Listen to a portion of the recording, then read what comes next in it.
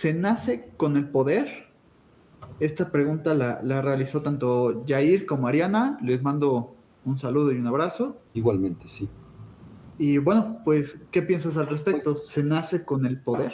mm, creo que es otra vez como en relación como lo que estábamos señalando antes. Por ejemplo, yo pensaría, por ejemplo, Alejandro Magno, ¿no? Que es como un heredero de una estirpe.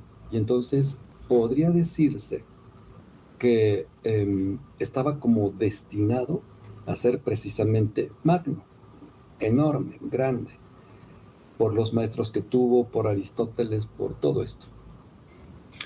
Entonces, es como podría pensarse que de ahí pues nace la genialidad o el poder o el dinero, todas estas cosas que están como justamente representando poder o saber. Entonces, pues creo que es como, mmm, creo que podría ser más bien como un imaginario de la cultura, de que si tiene uno esos antecedentes, casi, casi está obligado a ejercer esa condición. Pero creo que también, ¿cómo es que ahí está justo el ejercicio de la diferencia?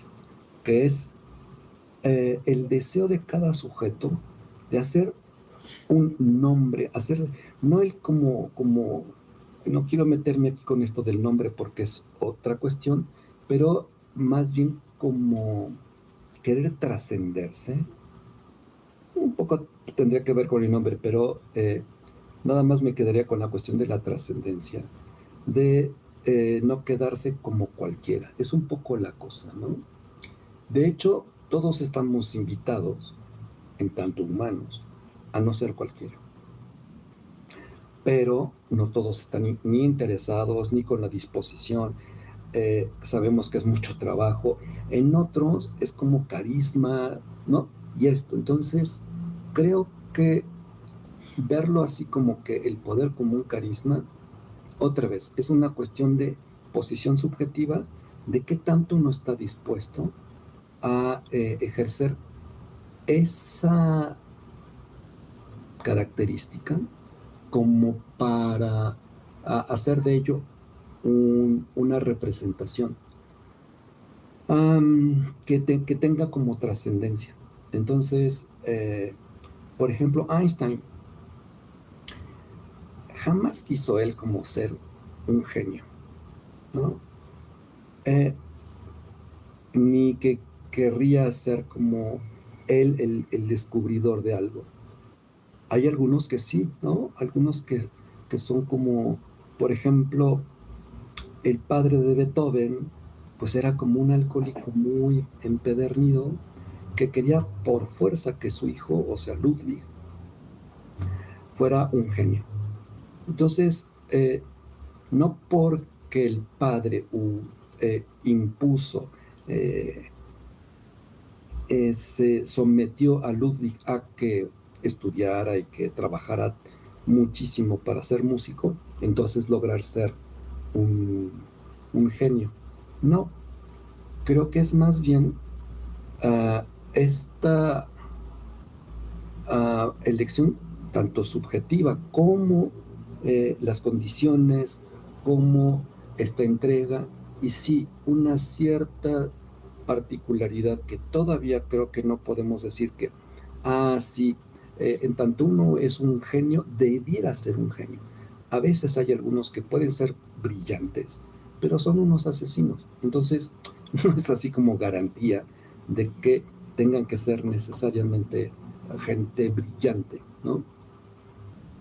Eh, ¿Cuánta gente no conocemos que puede ser muy, muy brillante, muy inteligente, pero los ataca una melancolía o una devaluación eh, considerable o una imagen corporal que tampoco les viene bien y entonces ya es desastroso?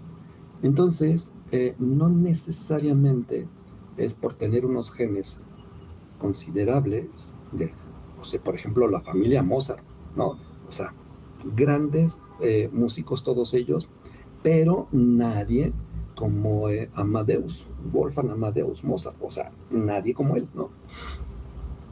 Sí fueron muy importantes y todo, pero nunca de la grandeza de Mozart. De hecho, el apellido es Mozart, ¿no? Entonces, Claro.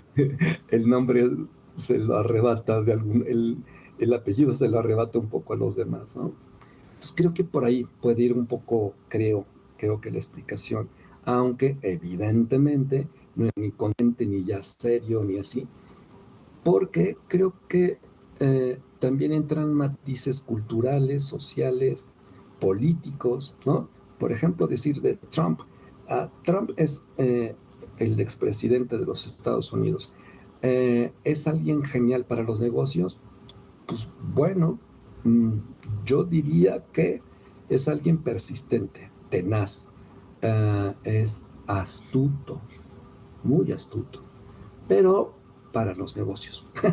Entonces, creo que en algunas ocasiones funciona, en otras no tanto, ¿no?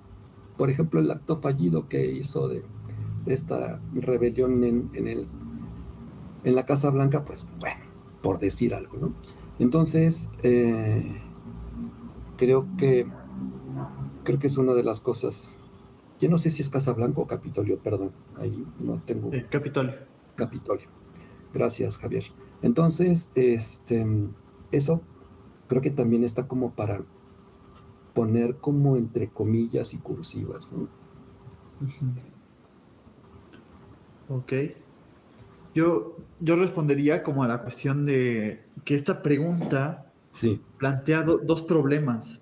La primera, pensar que el poder, que uno nace con el poder, pues digamos, ajá. ya es un poco problemático. Y hay otra pregunta que está en relación con eso, me voy a esperar un poco, pero es acerca de si el poder se tiene o no. Qué Y buen, interesante, es muy linda esta intervención tuya, muy linda sí, porque entonces esto tiene que ver con un don, el don de la palabra para con la palabra poder. Entonces ahí hay otra lectura que no necesariamente contraviene lo que decía antes, sino es otra posición, ¿no? Una diferencia, otra vez una diferencia. Entonces, creo que sí hay como, por supuesto, por ejemplo, otra vez el apellido Mozart, hay un don, ¿no? Eres Mozart, entonces, no sé si, por ejemplo, todavía habrá, me imagino que sí, en Alemania, por lo menos, este, algún heredero Mozart que se nombre así. Entonces, ¿qué es eso, no? De todos modos, hay la consecuencia de que algo debiera de tener, ¿no? Aunque sea un pelafustano, un don nadie, hay algo de lo genial que él es heredero, ¿no? Pero esa es una de las maneras.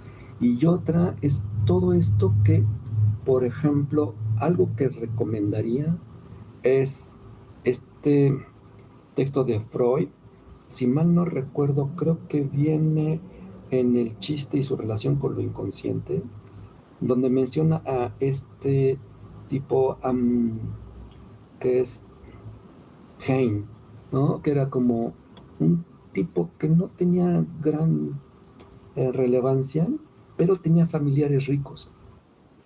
Entonces construye un juego de palabra que es familionario o familionario.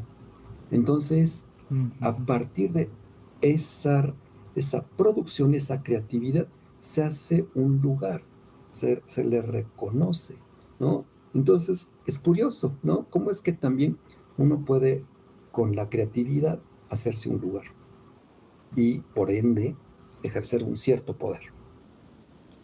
Más que nacer con el poder, se Ajá, nace en el poder. O sea, también, porque sí, si sí. entendemos que el poder también ya está, si entendemos que el poder está en los discursos y que el discurso es algo que nos precede y que nos arropa y que nos toma, y que nos atraviesa, pues entonces somos más bien nosotros los que nacemos ahí. y no tanto exacto. el poder en Así nosotros, es. como si antes no lo tuviéramos y ahora sí, ¿no? Así es. Entonces, también tomando el poder como una de las maneras en que el lenguaje se manifiesta, por ejemplo, es que estamos sujetados de algún modo, así como al lenguaje, también al poder. Entonces, ¿cómo es que nos relacionamos con el poder? ¿No? Algunos chantajeando, otros engañando, otros violentando, o sea, mediante la fuerza, no mediante la palabra, y así, ¿no? ¿Cómo es que esta microfísica Y del otros poder renunciando puede, también.